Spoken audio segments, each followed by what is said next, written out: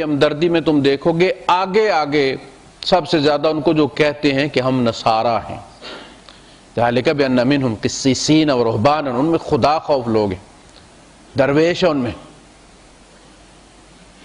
تو ان کا ایک خاص پرتاؤ اچھا ہوتا یہ کہ یہود اگر جھٹلانا چاہتے تھے تو وہ مسلمانوں کے ساتھ شفقت کا سلوک کرتے اور کہتے تمہاری کتاب میں لکھا ہوا یہودی دشمن ہے مسلمانوں کے، دیکھو ہم کتنے رحیم ہیں۔ آج تک ایسا نہیں ہوا۔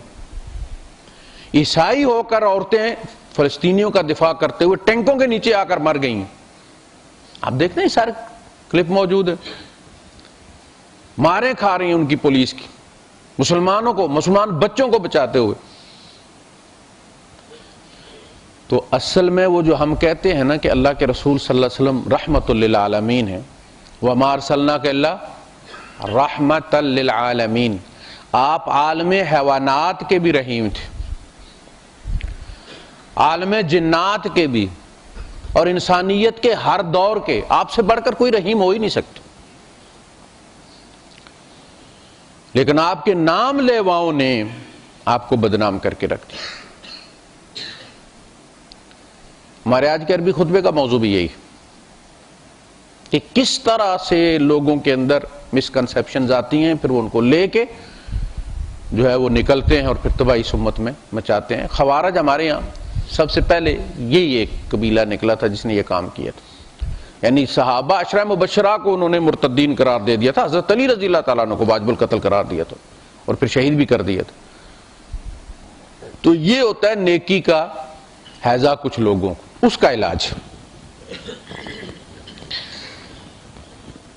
سمندر کی مثال دی، پھر فرمایا کہ اگر اللہ نے مارنا ہو تو وہ خود کافی ہے اس کے لیے، یا ایھا الناس انتم الفقراء الی اللہ، اے لوگو تم اللہ کے محتاج ہو، واللہ هو الغنی الحمید، اللہ الغنی ہے اور وہ صفت والا غنی ہے،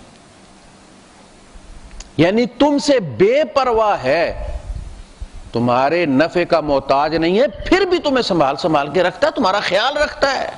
یہ تعریف والی بات ہے۔ ایک تو ہوتا ہے نا الغنی کی پرواہ ہی نہیں، وہ الغنی ہے۔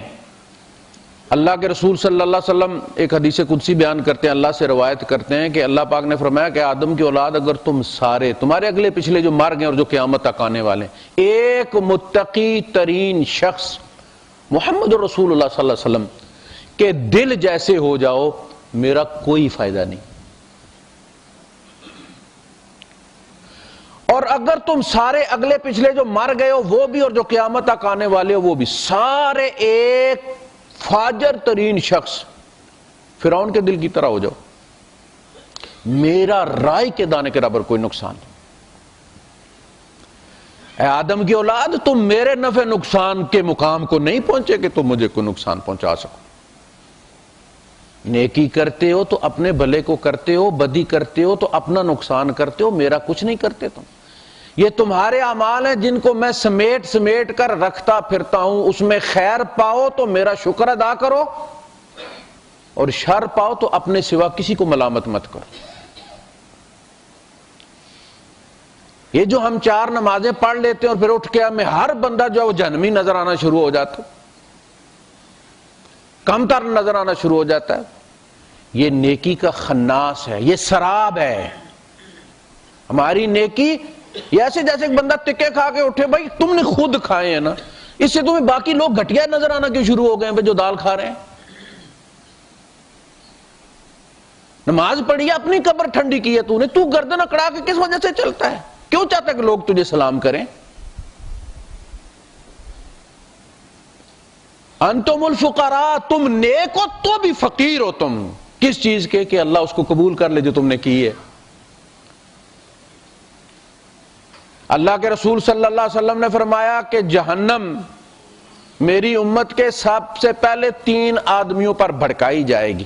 بھڑکائی جائے گی مطلب کیا ہے؟ چیک کی جائے گی۔ آپ کو پتا جب تیل گرم کرتا ہے نا وہ جلیبی بنانے والا اور وہ پکوڑے بنانے والا، تو تھوڑا سا اس میں مار کے نا چیک کرتا ہے کہ تیل پوری طرح گرم ہے کہ نہیں۔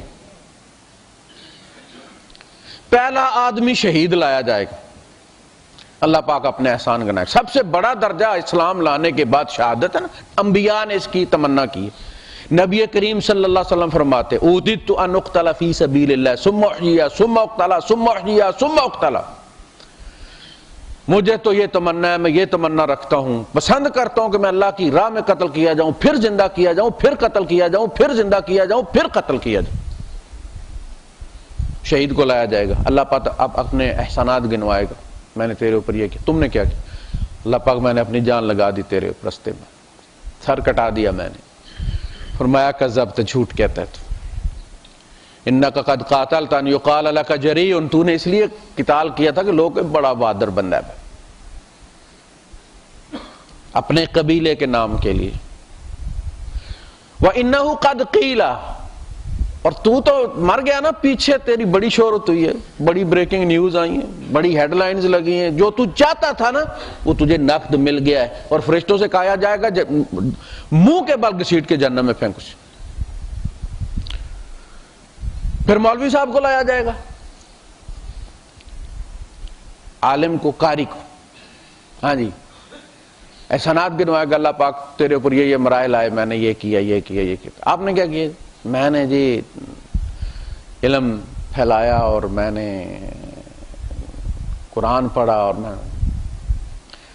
کہا کہ تو نے میرے لیے نہیں پڑھا، کذب، تو جھوٹ کہتے تو نے اس لیے یہ سارا کچھ کیا تھا کہ تیرا نام مشہور ہو، اور جگہ جگہ تیرے چرچے ہوں، اور فلاں اور فلاں، اور وہ سب ہو چکا ہے، تیری بڑی تعریف ہوئی ہے، سارا تجھے نقد مل گیا ہے، اور پھر فرشتوں سے کہا جائے گا کہ اسے گھسیٹ کے جہنم میں پھینک دو۔ پھر ایک صدقہ دینے والے کو بلایا جائے گا، میں نے اتنے احسانات کیے، تسلیم کرے گا، پھر تو نے کیا کیا؟ اللہ میں نے یہ کیا، یہ کیا۔ جھوٹ کہتے تھے، میرے لیے نہیں کیا تو نے اس لیے کیا کہ لوگ کہیں کہ جی بڑا جناب، تو نے ٹرکوں کے ساتھ کھڑے ہو کر فوٹو بنوائے ووٹ لینے کے لیے۔ سیاسی جماعتیں چلو کریں تو وہ تو کریں، یہ جو دینی جماعتیں کرتی ہیں، اور یار تو نے لوگوں سے چندہ لیا، اللہ کے بندے تو کیوں سینہ چوڑا کر کے ٹرک کے ساتھ کھڑا ہے بھائی؟ یہ تو حلوائی کی دکان پر دادا جی کی وہ فاتحہ ہو گئی نا۔ تو کہا جائے گا کہ یہ اس لیے کہ تو مشہوری چاہتا تھا، تیری مشہوری ہو گئی، اور فرشتوں سے کہا جائے گا گھسیٹ کے جہنم میں پھینک دو۔ اس کے بعد آپ نے راوی کی ران پر ہاتھ مارتا فرمایا کہ یہ 3 بندے جن پر جہنم بھڑکائی جائے گی، یہاں سے شروع ہوگا سلسلہ۔ نیکی وہ نہیں ہے جو ہم کرتے ہیں، نیکی صرف وہی ہے جو اللہ قبول کر لیتے۔ ہم اپنی نظروں میں صالح بنتے پھریں، لیکن وہ پیغمبر جو جانوروں کی زبان جانتے تھے، جو ہوا کے دوش پر چلتے تھے، ہوا ان کے تابع کر دی گئی تھی، وہ بھی اللہ سے دعا کرتے ہیں وَاجْعَلْنِي مِنْ عِبَادِكَ الصَّالِحِينَ، اے اللہ مجھے اپنے صالح بندوں میں شمار کر لے، اور ہمیں ہیضہ ہو جاتا۔ فرمایا تم سارے فقیر ہو، نیک بھی فقیر ہو، بد بھی فقیر ہو، امیر بھی تم غریب ہو اور منگتے ہو، اور غریب تو ہو ہی غریب۔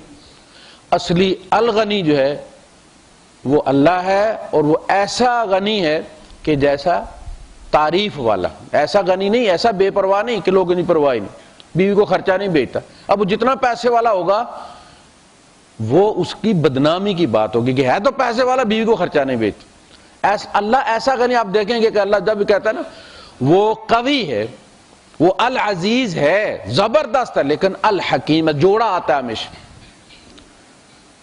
وہ اندھا دھند قوت استعمال نہیں کرتا، وہ بڑی حکمت والا ہے، حکمت کے ساتھ چلتا ہے، ورنہ قوت انسان کو اندھا بہرا کر دیتی ہے، وہ پھر حکمت سے کام نہیں لیتا، جو آتا اس کو پھر دباتا چلا جاتا۔ اِن یشاء یذھبکم، اگر وہ مارنا چاہے تو وہ خود تمہیں لے جائے، وَيَأْتِ بِخَلْقٍ جَدِيدٍ، اور نئی مخلوق لے آئے۔ وہ جو سلسلہ تم پر روک دیا گیا تھا اس کو پھر چلا دے اللہ۔